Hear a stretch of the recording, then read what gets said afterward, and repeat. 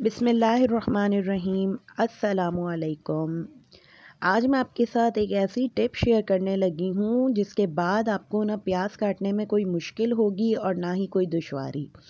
तो चले देख लेते हैं हमें क्या करना है। सबसे पहले आपने प्याज का सिलेक्शन करना है। प्याज आपकी अच्छी हार्ड हो, फ्रेश हो और अच्छी जो है ये वाली प्याज हो, पर्पल वाली। वाइट वाली ईरानी प्याज आपने नहीं लेनी।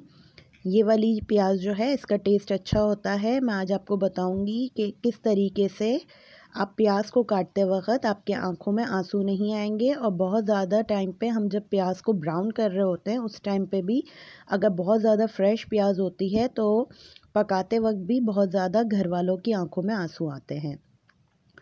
तो आपने क्या करना है, सिंपल एक ट्रिक करनी है। इस वीडियो में बहुत ज़्यादा अच्छी आपके लिए एक इन्फॉर्मेशन मालूम होगी आपको।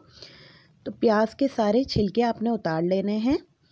और हो सकता है कि बहुत सारी मेरी सिस्टर्स को ये वाली टिप मालूम हो और हो सकता है कि बहुत सारे जो हमारी टीनेजर्स जो हैं वो खाना पकाने के लिए इसीलिए ही इसी डर से नहीं जाती हैं कि प्याज काटते वक्त बहुत ज़्यादा आंखों में आंसू आते हैं।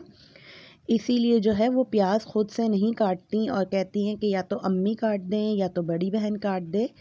तो प्याज काटना कोई मुश्किल बात नहीं है, बस इसका एक मसला ये है कि आपकी आंखों में आंसू ना आए। तो आपको भी यकीनन प्याज काटते वक्त कोई भी मुश्किल नहीं पेश आएगी। तो यहाँ मैंने सारी प्याज को छील लिया है। आपने फ्रेश प्याज लेनी है। ये मेरे पास 1 kg मैंने प्याज ली थी। और जब भी मेरे घर में प्याज आती है मैं यही तरीके से इसको रख देती हूँ, यही टिप के साथ। यहाँ पे मैंने इसको काट दिया है एक बोल में डाल के। बस मैं इसको फ्रिज में रख दूँगी, नीचे वाले फ्रीज़र में। और जो है इसको मैं जब यूज़ करना होगा जब ही निकालूंगी। आप यकीन करें, जब भी फ्रिज से निकाली हुई प्याज आप यूज़ करेंगे तो ना ही आपकी आंखों में आंसू आएंगे और ना ही आपको कोई मुश्किल आएगी। नेक्स्ट वीडियो में मिलेंगे। अल्लाह हाफिज़।